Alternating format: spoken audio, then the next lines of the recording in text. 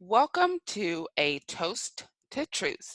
This is where I share the mental, financial, and emotional frustrations of being an entrepreneur. This is season 9, episode 5, The Silent Struggle of Loneliness. And I have a guest co host with me this week, Lisa Carey. And before she kind of hops on, I want to share how we met. And then before we get to the question, I want you guys to, know how we met. So Lisa and I have traveled in the blogging circles for years together. We kind of knew each other, knew of each other, have spoken together. But it wasn't until Shalonda Turner, another blogger, um, really introduced us at Blog Elevated when it was in Grapevine. I don't remember what year that Blog Elevated was, but like Lisa and I, we sat down and we like talked. It seemed like forever. And then throughout that whole conference, we really kind of talked and connected. And since then, I can say that Lisa and I have become friends. I think of her as like one of my blogging besties. She's definitely one of those people that I could talk to when it comes to blogging and kind of just have someone with a cool level head. So that's kind of how Lisa and I have met. It was just random, like Shalonda introduced us and then she got up from the table and we just clicked. And, we just clicked. And so, we've been friends since then. Let's get into this week's question. So the question is how loneliness affects your business.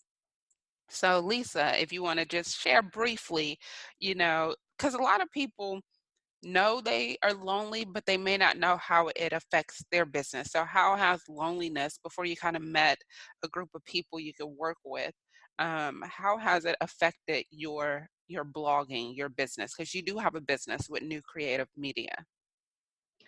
I think the primary way that loneliness affects me and the business is, and sometimes it's one and the same, me and the business, but that's a different conversation, is the lack of creativity. And that's on several different levels. Humans are social creatures. Even introverted humans are still social creatures. They still like to have some social interaction.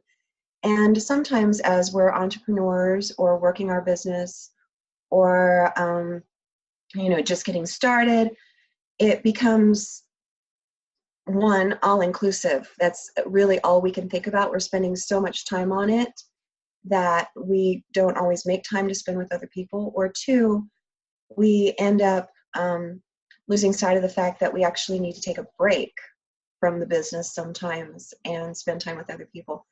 So I have found that when I'm lonely, I become distracted. I become depressed. And I have a lack of focus and a lack of creativity. When you have a tribe, when you have people that you can talk to, when you have people that you can spend time with, like you and I, when we chat on the phone, or even just talking to my friends or taking a lunch break, I become a more creative person, and I come back to the office and I have more energy. I'm infused, and all of a sudden I want to do more. And I think that's how loneliness affects us business-wise. For me, it's somewhat similar. It leads to depression. But I also think for me, there's other elements that also have led to my depression. But I know loneliness is um, a doorway, a gateway for me, because then I start thinking, overthinking, sitting with my thoughts, and Yeah. and then you start analyzing things. And I've been told by someone that I used to date, he was like, "You will have a whole argument in your mind, in your head, before you even approach me with whatever has upset you. So I don't know what happened. You already have the whole argument planned out, and then you already have the solution to the argument. So I just sit there because I'm like, you never, answer me when I'm talking." He was like, "You already had it." He was like, "You already had it. What was I supposed to do?" So, yeah, I overthink. It just gives too much room for me to sit with my thoughts. And like I said in episode 2, I do take things personally. So loneliness allows me time to overthink and start creating stories of what shoulda, coulda happened. And then I have to remember I can't make the past better. So that's something I've been working on this year. But yeah, that's what loneliness has done to me. But one thing that I did last year, I posted on Facebook, what do people do when they work by themselves at home? I got so many comments. And this co-working space owner, she messaged me and she said, you can come to my space and, use it for free on Mondays. And I said, okay. I said, do you mind if I host events doing that? She said, not a problem. And so for me, I started hosting monthly co-working events last year just so that I wouldn't be alone.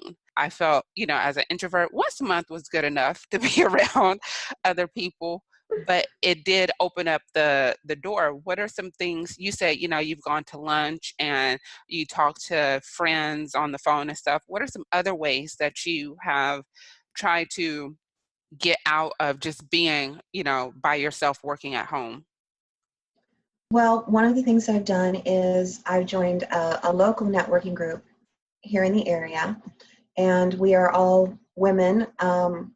Almost all of us have our own businesses, and we meet once a month. We have lunch, but we discuss difficulties that we're experiencing in our business, and we try and work together as a tribe, as a group, to find answers to that.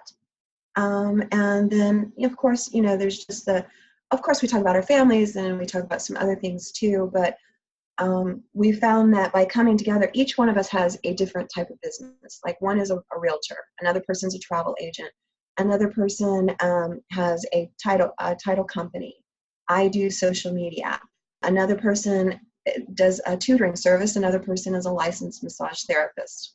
So we all, that's just a few of us. We all bring something different to the table. And by meeting with them once a month, we can discuss what it is that's going on in our business world. And, they say two heads are better than one. You get 10, 8 strong women together and put our heads together, and there's really not much that we can't solve when we're trying to tackle some of the tough business decisions that we have to make. Which direction we're going to go in, how are we going to solve a marketing problem, what's going to be our next promotion. And then we also take time to support each other's efforts. If one person's having a special event, like a recycling drive, then I'll use my social media efforts to get the word out in the area that this recycling drive is happening. So not only do we help solve each other's problems, but we lift each other up. I have another group that is more, shall we say, politically minded. And by being involved with them, it's helping me not necessarily as a business aspect, but it's not letting me bury my head in the sand about things that are going on in the world. Sometimes as an entrepreneur or a business owner or someone who works alone, a lot of the time, we don't stay informed. And all of this information is needed not only as, personally, but we also need it to know what's going on what could be happening in our world and how it could affect our business. And so those are two of the things that I've done. And I enjoy the special events. So I'm hosting more of those and the workshops and the conferences and the lunch and learns. That gets me out there too. And lastly, I'm making sure that I'm recharging, because loneliness can happen even in a group. And when I start feeling lonely in the group, I know that it's either not the right group for me, or that I simply am not taking enough time for me to recharge and re-energize and take some time away from the business and the networking and the family and everything else. So those are some of the changes that I've made. And you mentioned something that a lot of the listeners have to balance. Like, I don't have a husband and I don't have children, but I do help my family. So I do have family responsibilities in some ways, but it's not like a 24/7, 365 job, you know. I have nephews and, but they have a mother, so I don't have to be the one to do everything. You mentioned, balancing the groups and work and your family. So if someone were to say they are a solopreneur or they're a blogger and they work by themselves, they may not belong to any groups to help them per se, what could they do to also make sure that they're not burning out when it comes to their family, being able to still be present, to do things, spend time with their family? One of the things that I put into place last year when the girls started school was when they walk in the door, the computer, everything goes off. I want to spend that 30 minutes talking to them about their day. Just like a husband comes home or a wife comes home or a partner comes home and wants to talk about their day at work, it's sort of like a vent or a purge or a celebration, whatever it might be. Um, my kids, I can't speak for all kids, my teenagers need that too. So they each get a specific period of time with me, 15, 20 minutes, each one alone. We usually just sit in the office because it's easy to shut the doors and spend time together, but we just turn off the computer screen.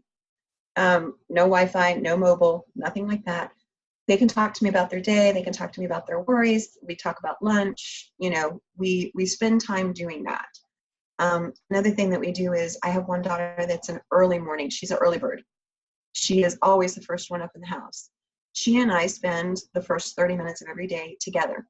We'll talk about podcasts that she likes to listen to. We read a book together. We were working on the Percy Jackson series.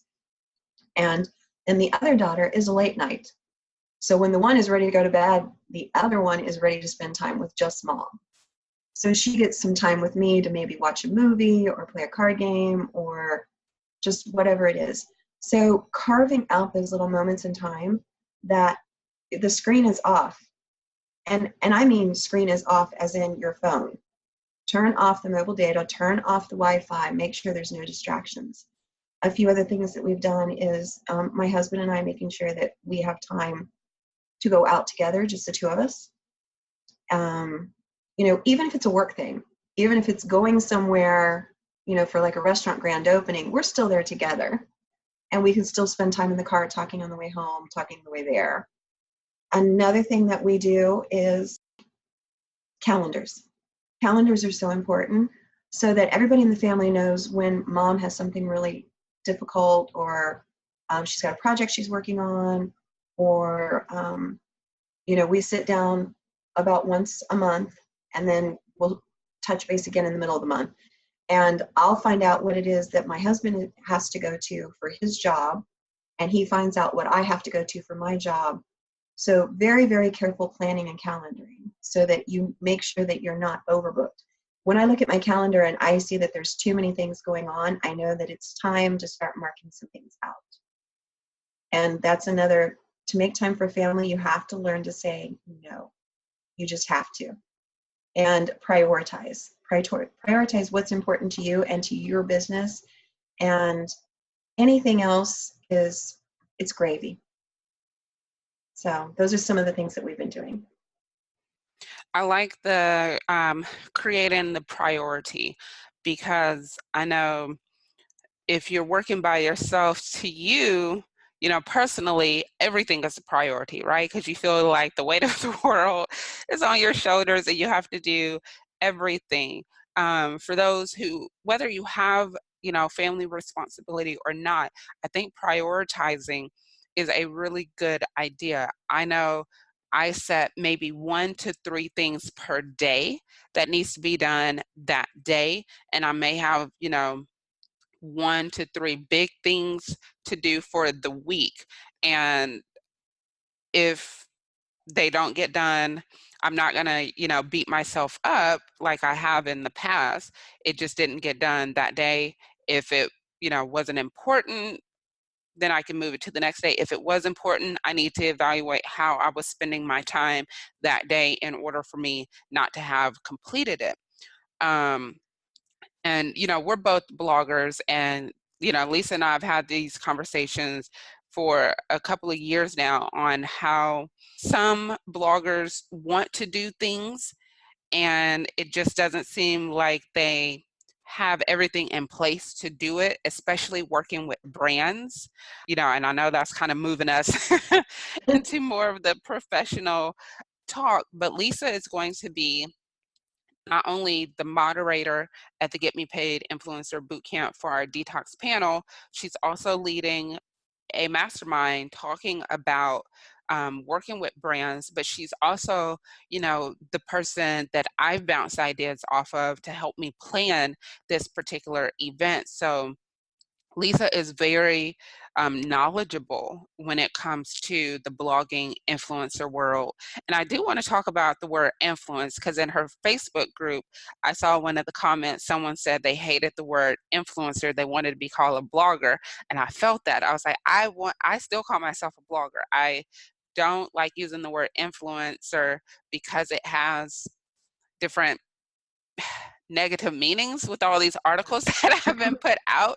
So we'll talk about that in a minute, but let's talk about, how can bloggers really learn to prioritize so that they look professional? I'm just going to say it. Sometimes a lot of bloggers do not come off professional because they seem all over the place. They don't respond in a timely manner. They're just seems sporadic all online. What can bloggers do to prioritize what's important and what's not important to especially work with brands? I think it's very easy to fall into the trap of accepting every invite that you get. And then after you do this, you suddenly realize that there is just not enough time in the day to live up to all of those acceptances and create the quality content, whether it's on your blog or your YouTube channel or your podcast or social media that you want to provide. So I think one thing is making sure that when you say you're going to be somewhere, be somewhere. Just the other day, a friend of mine, she's part of a business that it's a med spa and wellness center. And I had said I would be there. And yes, there's a possibility of being able to work with them in the future. And I admit that at that day, I was tempted to just blow it off because other than making the connection at that point in time, I really had some other things I needed to be done. But I said I would be there. And I know that she was kind of counting on it. Her boss was looking forward to meeting me. They were having like an open house. So I put everything to the side and I went ahead and went. I made it a short visit, shorter than what I had anticipated, but I still showed up. So first, don't spread yourself too thin. Two, there's a difference between interested and going. And people need to start living up to interested and going. I say interested to a lot of things, partially to support others, partially to get the word out, partially because I am interested. But once you click that going, you should go. Now, we all know that things happen. And if they happen, then if it's an event on Facebook, drop a little note. Hey, I'm sorry, something came up. I can't make it. Now, I'm not saying that everything that you commit to, you have to go to. I just want to interject real quick because I know Lisa does that. Like if she's not able to come, she will let you know and she'll say, I still want to support, and she'll still share with other people and let other people know. So that is a good tip, people, because it doesn't ruin relationships. You told someone and you're still supporting in a way to help them get the word out. But that is something I know personally that Lisa does.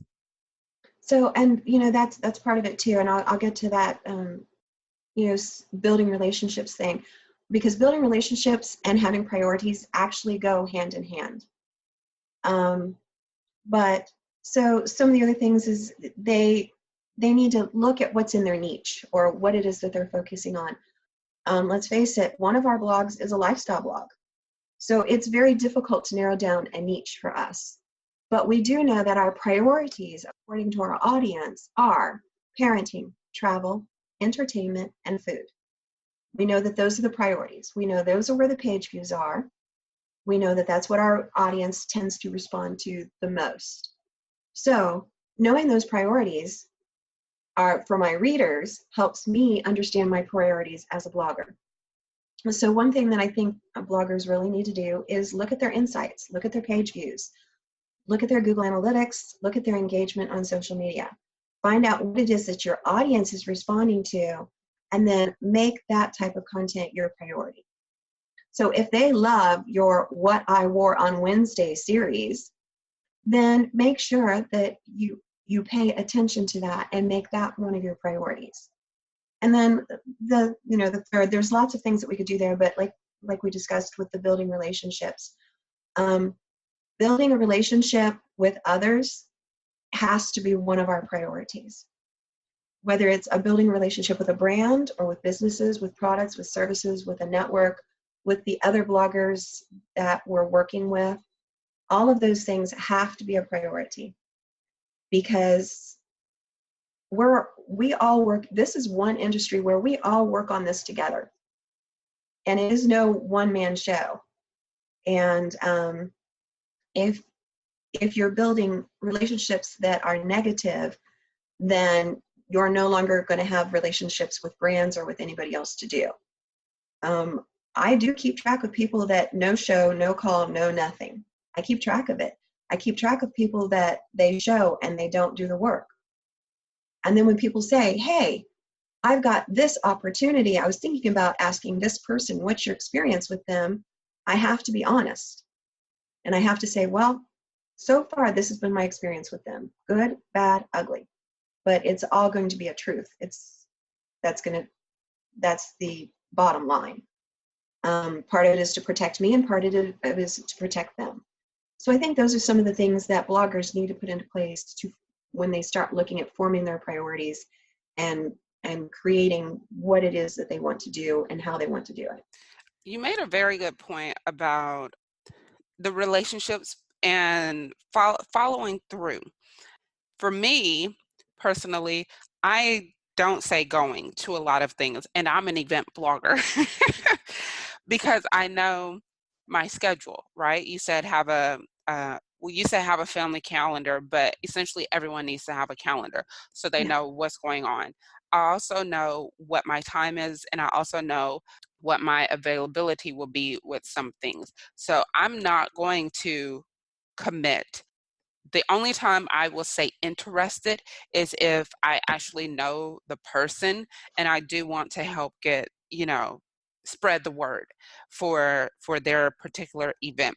But if it's just some random invite, or it's something I know I'm not going to be invested in. So if someone were to ask, because that's another thing, if you are sharing someone else's event, for some reason they think you have the answer to that event, right? yeah, So you have to be able to know a little something about the event. So if it's something where I'm like, you know what, I'm not going to have time to answer, or I don't want to answer questions, I'm not even going to hit interested that is such on, a good point, yeah, because it's such a time waster.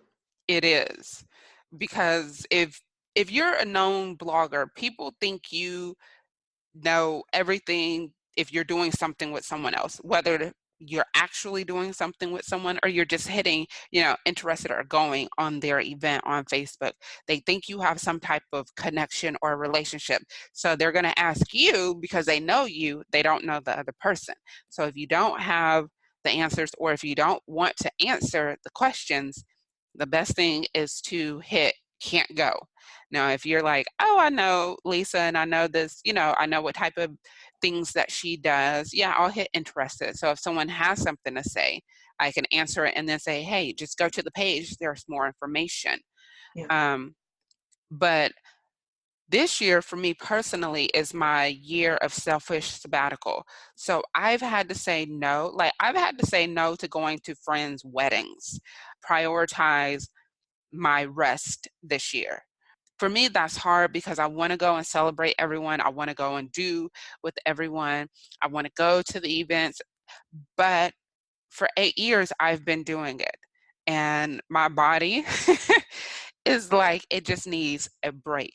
So I've only really been doing maybe one or two events that are not client related this year. And so for me, that's been, I said it in a previous episode, it was a challenge at the beginning. It's not so much a challenge now, and I'm learning not to feel bad. Um, because my body just can't take it. At this point, my body just can't take it at this point. But Lisa also said another thing about brands, they're going to ask about you. They're going to ask around about you. And I know when I did that 45-minute video last year talking about a certain group of people, I knew I was going to get backlash. And I was very okay with that decision, but it has yet to hurt me in a way that I'm no longer getting opportunities. I'm no longer known as a blogger, and no one has said anything about my integrity, my character, or my honesty. So, in that case, if someone were to ask about me, there's going to be varying opinions of me based on relationships that I have had or have with people. But as a blogger, you have to know the type of character and integrity you want out there, because that's going to be what people see, and that's going to be what people tell other people about. So if Lisa, she's known me all these years, and I were to go and lie on people, that's not who she knows me as. And if someone were to ask her about me, she would have to say, well, Vernetta's a pretty honest person, but lately she's kind of been, saying and doing some things that are out of character. That way it protects her, it protects her character, it protects her integrity, but it's also given the honest truth about me. So we do, as especially bloggers, I know entrepreneurs, you have your own little, you know, give and take when it comes to referrals and different things like that. But in the blogging world, your integrity and your character, it really does set you apart when brands are wanting to work with you. Well, let's go on with that. So you don't hear a lot of horror stories about bloggers, but you do about influencers. Okay. And that, Okay. and that is where, that's where the difference is. Bloggers started off as, having something to say and wanting to say it, wanting to tell a story, wanting to share an experience. I mean, that's kind of it in a nutshell. I don't think anybody went into the blogging world, at least I didn't, thinking, ooh, I'm going to be making all kinds of money and I'm going to be doing this and this and this and I'm going to be, working with Disney and Well, Universal and I Ford. did. Well, not all of that. I did start blogging for money because I read some books and I knew it was an industry, but I like to write. So I was more into the storytelling because, I had Women Are Game Changers. So I was telling a lot of women's stories. Right.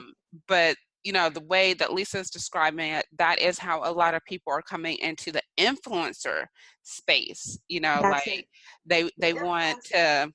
to come in and be like Kim Kardashian with all the followers and all the money.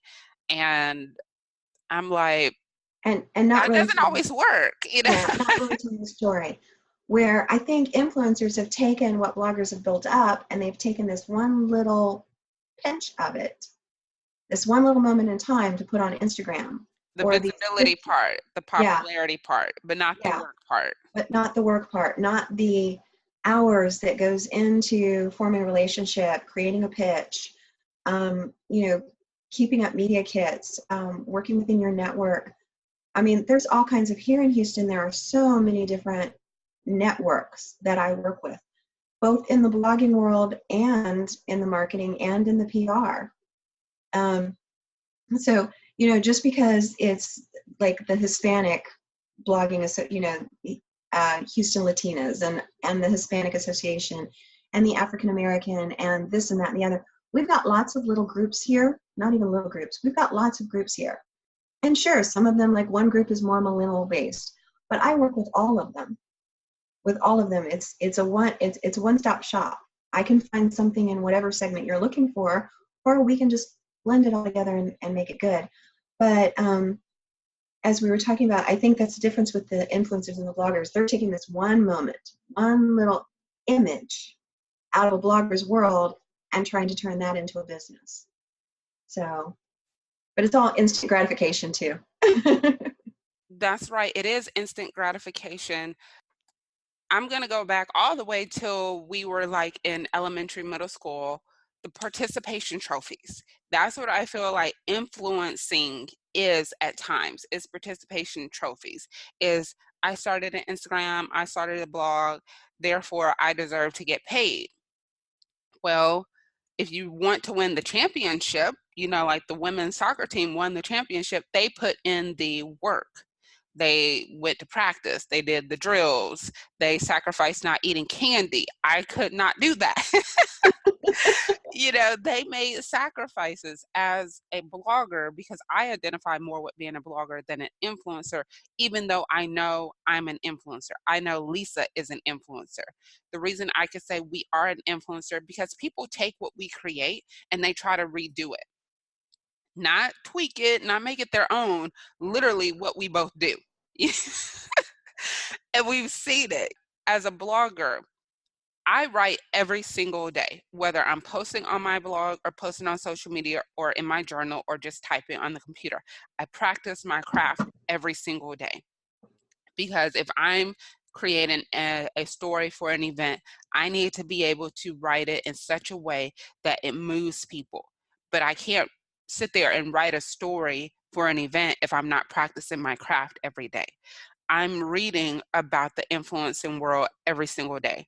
I read articles, I see what's happening, I read the case studies, I read the white papers, I listen to podcasts that are industry based. I watch other people. I pitch just for the process at times, especially with this boot camp. I know some of the brands you have to pitch within a certain amount of time, and I missed it. However, I still pitch to them to understand their process, to know what it is they're looking for. So for next year's event, I can pitch in the right amount of time with the right amount of information.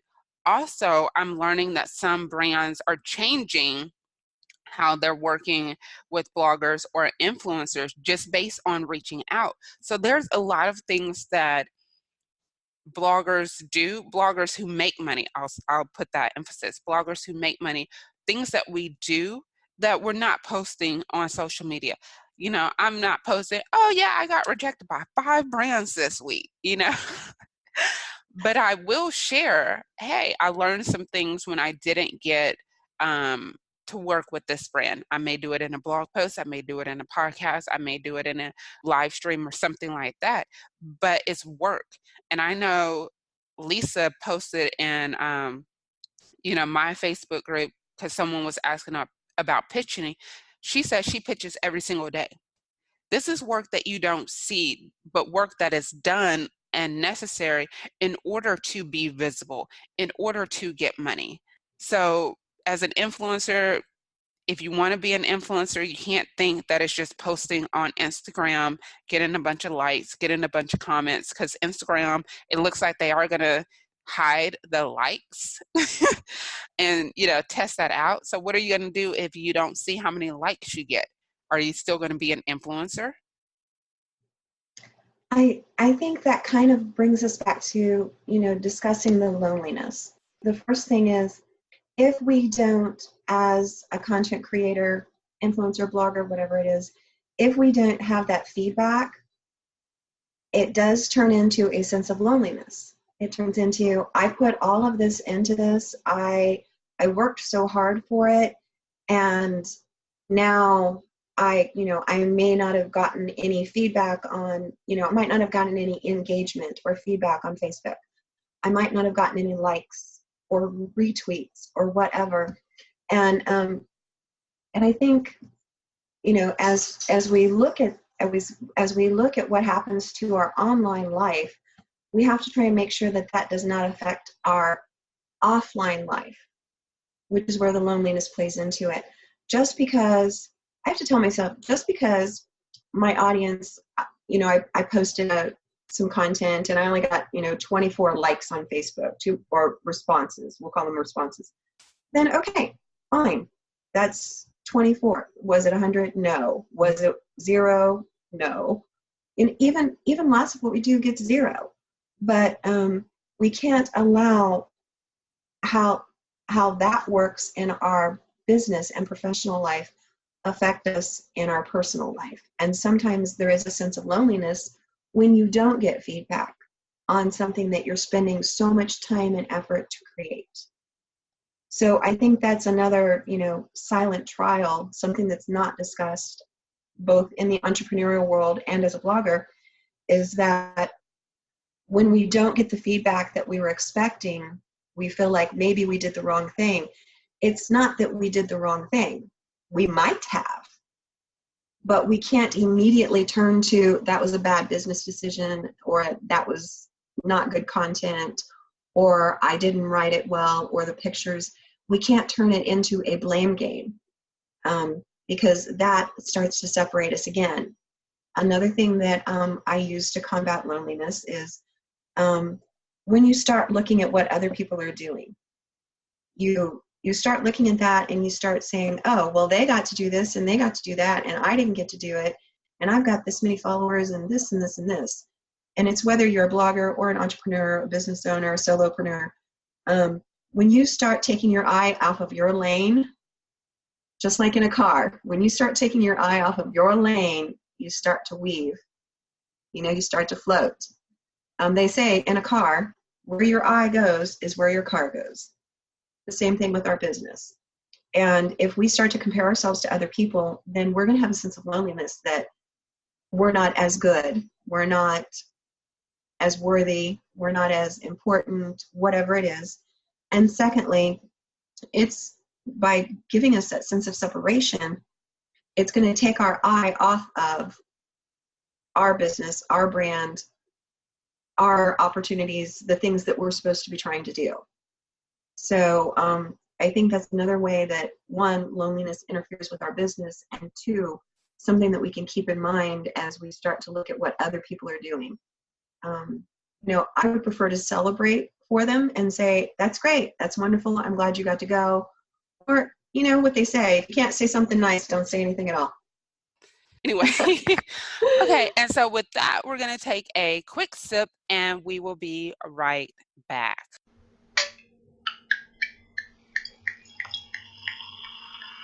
Houston Catering Concepts is a full-service catering company in Houston, Texas. They are looking forward to catering your next event or family celebration. You can choose from Mexican, I love Mexican, Persian, barbecue, and more. Oh, and they are the food sponsor for Get Me Paid Influencer Bootcamp.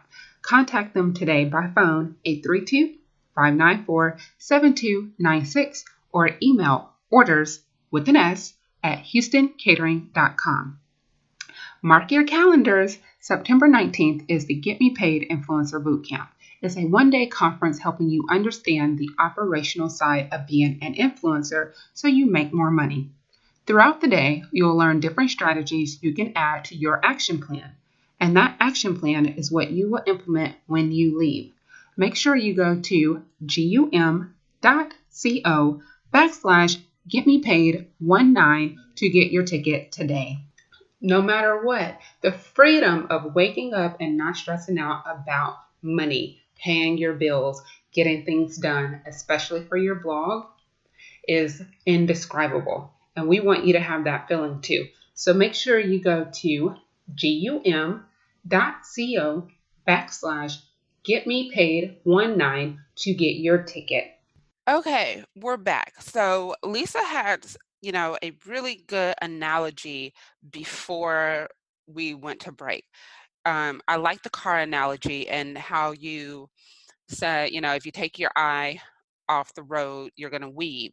And I talked about that in episode 1 about comparing myself to other people and realizing that, hey, I am a successful blogger. I've done some amazing things if I pay attention to what I'm doing and not look and see what other people are doing. And so before the break, I also said that, we were going to talk a little bit more about, influencers and bloggers. We got into it before the break, but the comment that I read in Lisa's Facebook group, New Creative Media, a person said she didn't like the word influencer because she sees herself as a blogger. And I got where she was coming from, because if you look online, even Forbes, I think yeah, Lisa, that's where she put the comment. Lisa shared an article in her group, and it was on Forbes.com about, what was it, like the downfall of influencers, or is Yeah. going out, and that's the worst part of advertising, and it's built on fake premises. I mean, it just literally destroyed It, it everything about influencers in that one article. it was a hard hitting It article. was so bad. It was bad. It was, and I agree with a lot of it, but they literally lumped all influencers. Now, there are some really, really good influencers, people who are just social influencers. They don't have a blog, they don't have a YouTube channel, they don't have a podcast, like they don't have a creative outlet per se. They just post on social media. There are some really good social influencers, but overall, I did agree with the article. But at the end of the article, and I didn't have time to read it yesterday, before we recorded, but they linked to another article where it was given the difference between the content creators and the influencers. So I'll link both of those articles in the show notes. The change that I've seen over the last 8 years is so rapid and so defining. Like, there are so many people who are now calling themselves influencers, and I'm like, no one listens to you, you know? And I don't mean that in like a bad way. I'm just saying they haven't built up the credibility and the reputation for people to take their word serious. And to me, that's an influencer. There's a difference between sharing a, a business or brand or a location and actually influencing someone to take the steps to go to that restaurant, that hotel, that resort, to purchase that toy, to subscribe to that box. There's a difference between the two. And the disconnect is that with influencers, they equate that they took a really amazing picture. And it's not to say that it's not an amazing picture. And it probably took them, you know, 10, 12 tries to get the picture and then the editing and all of that other kind of stuff. But there's a difference between having people like your pictures or your stories or retweeting or having a reaction on Facebook and actually influencing them to participate in what it is, whatever it is that you are. I mean, let's face it, as an influencer, you are trying to convince them that they need to participate in what you've participated in. And there's a difference between reacting to it and influencing them to take action. There's a difference between action and reaction. I like And that. That is so true, because a lot of people, they'll get the likes, they'll get the retweets, they'll get the shares way more than I will. But I know how to get people to move. If I say, hey, you should probably be at this event, people are going to look into that event. They're going to click. They're going to maybe ask a question. When it comes to books, if I say, hey, this was a good book, people will ask questions. I have literally had people tag me online saying, here's my Amazon receipt. I bought the book. And I'm like, oh, wow. Like they'll do stuff like that. Or like movies. Everybody knows I like Netflix. I love watching movies. So if I say, hey, this is a good movie, you should check it out. This is why I liked it. I'll have people tell me, hey, I did watch that movie. It was really good, blah, blah, blah. But again, it goes back to I like to read, people know it. I like to watch movies, people know it. I like events, people know it. So there's the difference between my influencing and people selling diet pills. If you're already skinny and you're selling diet pills, that makes no sense. I don't know all those company names, but all those girls on Instagram, they were already quote unquote skinny, and now they're selling all these diuretics to other people. Of course, people are not going to buy from them. That makes no sense. They didn't actually technically drink the powdered shakes or take the pills or, Right. any of that stuff. So people are going to like it. People are going to comment. People are going to react to it. But are people going to actually go and buy it? I don't see people saying that they bought those diuretics they saw. I don't see people saying they drink the powdered drinks. I don't see Yeah. them posting that online. So, Lisa, you gave another great analogy about the reaction and taking action. When Lisa does her restaurant tasting, menu tastings and stuff like that, I see the influencers, wanting to go there, but I also know that she put a strategy behind them continually putting it out there, because I now see people, what was the latest one you did? Juicy Crab The Shack? Juicy Crab, yes. Brand new And restaurant in Houston. yeah, and so there's people I know who are not influencers, but they've been posting about it, right? So they had to have heard it from someone else who was part of Lisa's team who did it. That's influence. Influence has strategy behind it. Is more than posting the right picture at the right time on Instagram. Is a strategy to get people to move past reaction to take action. So I think that's you know, like at the events and stuff, it, it again it goes back to, combating the loneliness. Um, when I do things like that, I want it to be more of a team effort. One of the people that was in attendance, they said, I don't think Lisa's even had a chance to try the food. She's been walking around the whole time. Because I was meeting people, I was greeting people, I was talking to them. I'm making sure that they have what they need in order to produce their best content, their best story. Um, Now, don't get me wrong, I did finally get to eat, and it was some really good food. But, at my purpose there was to make sure that the strategy and that the story that the brand and I put together happened. My purpose there really wasn't to share, my own experiences. It was to make sure that the, you know, 27 other people that were there were doing their job.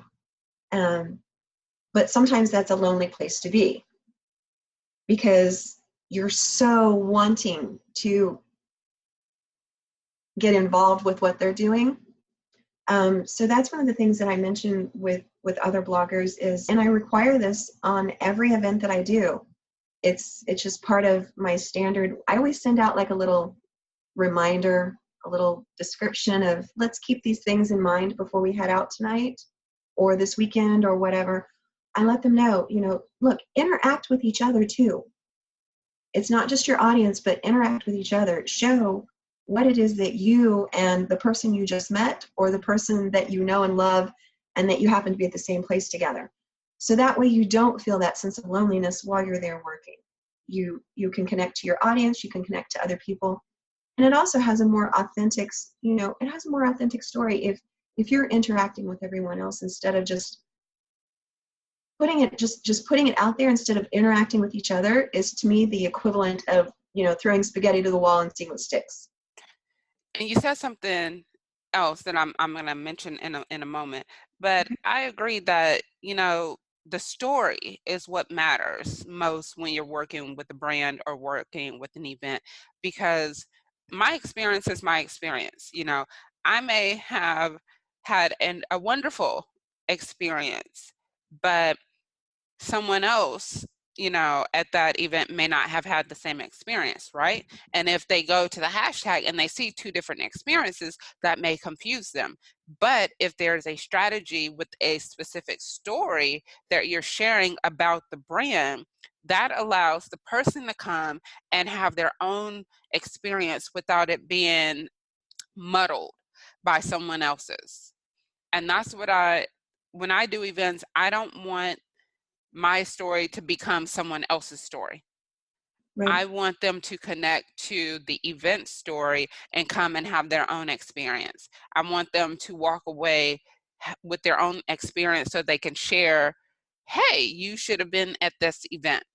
Because if they repeat what I said, then that means they had no connection to the event. And if that event is to return, they're not going to return. And Hmm. that is vital for my clients. Like, we want you to return to the events because you enjoyed it, because you have a connection to it, not because you're repeating what the influencer is saying about the event. I think that's, just slightly off topic a little bit. That's kind of what I hate about reviews. So, I get asked, do we Exactly. do reviews? And I say, yeah, we do reviews as in it's called reviews on the blog because that's the language that everyone relates it to. However, we don't do reviews per se. We share our experiences. Um, Yeah. and that's just to make sure, because, for example, I might, I might not think that a hotel that I stayed at was expensive, but other people might. Well, how do you review that? Like, you don't say, oh, I didn't think it was expensive, because then they're like, oh, well, then I can't trust her because she didn't think it was expensive and I think it is. Do you see what I mean? It can't be, there's a difficulty It with can't be reviews. too personal. Yeah. Um, and And that, that's what a again, lot of people on social media, we make everything personal because it's our personal social media, correct? So, yes, everything we do is a personal thing. But if you're working with the brand, that's not your story. It is your experience with them. it's my experience. Yes, Yeah. but it's not your story. And there is a slight difference between story and experience. But I wanted to touch a little bit on what Lisa was saying a moment ago about, she was walking around the event, and sometimes that can feel lonely if you're in a leadership position, because there are decisions that have to be made that may not be popular with other people. There are things that because you are in communication with the brand that you can't share with other people. There are things that you see that may make you upset, sad, frustrated, but you can't express that, especially at a client event at that moment. So you have to walk around with a smile on your face as you're managing all of that. So yes, being in a leadership position or managing an influencer campaign, it can feel lonely because you can't talk to the other people on your team about it. You're in a different contract with the brand than they are, in a contract. So they can't be privy to certain aspects of things that are happening behind the scenes. I've been in that recently with a client, and I couldn't talk to the influencers I was managing about what was really happening, behind the scenes. And it just weighed so heavy because I'm like, I can't talk to other people about it because I don't want to talk to other people and them thinking I'm talking about a client. But it was just so much, Yeah. it is And so much. and that leads back to when we feel that loneliness. I came back home, and I had my to go box, and I, poured something to drink, and I sat down with my to go box, and my oldest daughter and I just sat down, and she was telling me about her day, and we just spent like the next 30 minutes together, um, not talking about the event itself, but we talked about, she's like, oh my gosh, these crab legs are so good. Or, um, and she was telling me about a friend and something that happened at work and all of these other kind of things. It it alleviates that. So, when you start to feel those things as a leader, as a business owner, because you are making tough decisions, go back to what grounds you. Go back to what grounds me is my family. That's what grounds me, because it's, a lot of what we do because we love our family and we love what we do. It has to be both. We want to be available to them. A lot of bloggers started off because they wanted to be available to their family. They wanted to stay home with their kids. They wanted to, do all of these other things. So when you start to feel that loneliness, go back to what grounds you. If that's spending time with a loved one, if that means spending time with your family, if that means taking your nephew to bowl, whatever it is that puts you back into the right frame of mind is one of the things that I like to do. The right frame of mind, that is, whew, that is very difficult for some people. And I'm using these words, and we talked about it in episode 2 with Danica about, you are what you believe. For some people, it is hard to kind of find what grounds themselves, because they may not know. They're always doing something because other people are doing it, and so they may not actually know what they like and what they don't like. Um, Someone asked me, what do I like? And I listed all the things I don't like. And they were like, no, I asked you, what do you like? I'm saying, well, maybe if I get through the list of things I don't like, something I like may pop up, may pop up, because I had that struggle where I couldn't find something that I like to do outside of work. Um, Besides, my nephews, I do like spending time with them, doing different things um, with them in that regard. But I can't do that forever. Eventually they're all gonna turn 18 and have their lives and not want to do anything with me. So I have to find what what grounds me, what are things that I enjoy to do. And that's something, if you're listening, if you're struggling with that aspect, sit down and think about what are some things you actually enjoy doing. And if you don't know, go out and experiment. I like baking brownies, but I can't do it all the time, or else, I will become a diabetic or something. I don't know. Like, I know I couldn't eat that much sugar all the time. I also know that when I was younger, I liked to scrapbook. I don't scrapbook as much, um, but it's one of those time-consuming things that really keeps your mind focused and sharp on something other than your problems, on something other than, what you have going on in your life. Some people like to exercise. I don't. But some people like to exercise. That could be something that keeps you grounded, something you can put into your daily routine.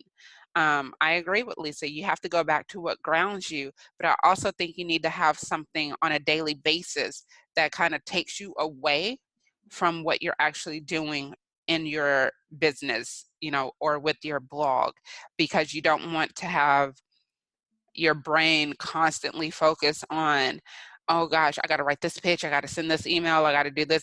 You don't want your brain constantly on working 24/7. Lisa, we had a really, really great conversation. I think there was so much that people could take away from this. Again, go to the show notes. I'll have everything linked up for Lisa. If you're in the Houston area, she is a great resource. Get to know new creative media. She has a lot of brand contacts. So if you're on her database and you start working with her, that's really going to build your portfolio. I've talked about it in past seasons. Your portfolio is very important because it shows what you are capable of doing, and then that gives a brand an idea of what you could possibly do for them, when they start vetting and checking you out, because they will. They're going to go to your social media, they're going to go to your blog, they're going to go and look and see what it is you've actually done. So I'm going to say it again, and I'm going to keep saying it until it sinks in with some people. Do not call yourself a blogger if you do not have a blog, because people are going to go and verify that. And by people, I mean people with the checks. not the people who want you to come and do stuff for free. They don't care. They just want you there to post on your social media. But if you're looking to really work with someone, you need to have your portfolio. And we talked about it because I've been taking notes as we were talking. Lisa gave some great strategies on what to do. She gave some tips. She gave some good suggestions. And so go back, listen, take a pen to paper, type it out, put it on your notes app, whatever you need to do. Vision Because board time. yes. Because at the end of the day, if you really want to know more about how to work with brands, we'll see you at the Get Me Paid Influencer Bootcamp. And then you really will get to learn from Lisa in a workshop setting. So we're going to end our conversation and we're going to get ready for our final toast.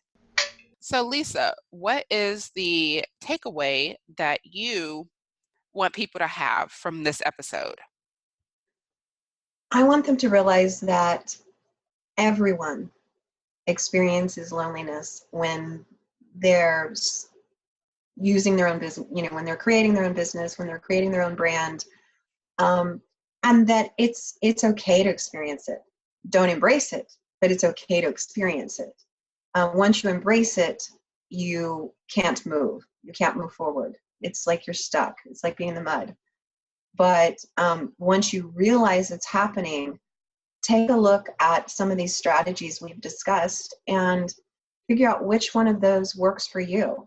And don't stay silent about it, because that adds to this feeling of loneliness, this feeling of being alone, this feeling of nobody understanding what it is that you're trying to accomplish, what it is that your business is involved in. Go ahead and find someone that you can talk to and that you can share these discussions with. And kind of almost have like an accountability partner in a way, someone that you can spend some time with, or some of these other, strategies that we've discussed, and put those into place. And I think that's the most important thing, is don't stay silent about it. Admit it to yourself or admit it to someone else. I like that. Don't stay silent about it, because everybody knows I don't stay silent about anything. Mhm. my my final toast, my takeaway from this episode is, I like what Lisa said. That influencing is moving past action to take action. And I know we're talking about loneliness in this particular episode, and there's a lot of elements of what we talked about that can make you feel lonely when you're comparing, when you're trying to create something that other people are not aware of, when you're in a leadership position. And even though my takeaway is, what it means to influence other people, I feel is very important as an influencer, as a content creator, that you understand what true influence is. Because if you understand what true influence is, then you won't really have time to be lonely, because you also would have added other elements in your life that will give you an outlet to express and to have fun and to socialize. And you'll be able to separate work from your personal life, even though they are interconnected and intertwined. I know that may not make sense for some people right now, but it will make sense, because if you understand what you have to do, you won't take it personal when people don't respond the way you want them to respond, because you're not looking for a response. You're looking for them to take action, and that's all that matters. So And on again, that, oh, yeah, go ahead. on that, it's a really good point that I want to make sure that it gets pointed at, that Hmm. we pay attention to. You talked about spending time with others. Thing is, I have friends that they message me. They say, hey, we're thinking about going here. Where should we stay? What should we do? So remember that as you're putting time into your other relationships too, and not just your business relationships. Because to be an influencer, to be someone who's a leader, it's word of mouth, it's emails, it's blog posts, it's social media, and it's people coming to you. And you know what? in a way, my mom can be an influencer. She knows a lot about the medical industry. People ask her lots of questions about it, about doctors, etc. Anyone can be an influencer in a way, and they can influence others. But the important thing that you were bringing out was, you know, by making these connections, it's not just our audience, it's our friends, our family. These people can come to us and they say, oh, wow, you did this. Where's some good places I can go? I actually planned a whole vacation trip for a family to Branson because they wanted to know where to go. I sat down, I found out what they wanted, and then helped them plan their vacation. And that was satisfying because it means that my experiences and my relationship with them created this synergy, this connection that they felt they could come to me and ask me, and I felt like I could tell them because I had the knowledge. So just remember that, it's not wasting time to go out to lunch with your friends. It's forming relationships, it's building relationships, and it's taking time to make those connections to others. I so agree because, like I said, everything is intertwined and interconnected, especially if you're a blogger. It really is hard to have quote unquote two separate lives. Like I said in earlier episode, I'm a blogger. That is who I am. It is part of who I am. So it doesn't matter if I want to stop blogging. That's what people know me as, and that's going to be part of my identity. And that is a good part of my identity that I'm willing to share. So again, this has been a great conversation, and I can't wait to see everyone at the Get Me Paid Influencer Boot Camp so you can learn more from both Lisa and myself. This has been a Toast to Truth with me, Vernetta Freeney, and my guest co-host, Lisa Carey. This episode, we talked about the consequences that we've encountered from dealing with loneliness. And we'll see you guys next week. Thanks for having me. Bye. Go to VernettaRFreeney.com for the show notes. Make sure you go to VernettaRFreeney.com /category /podcast.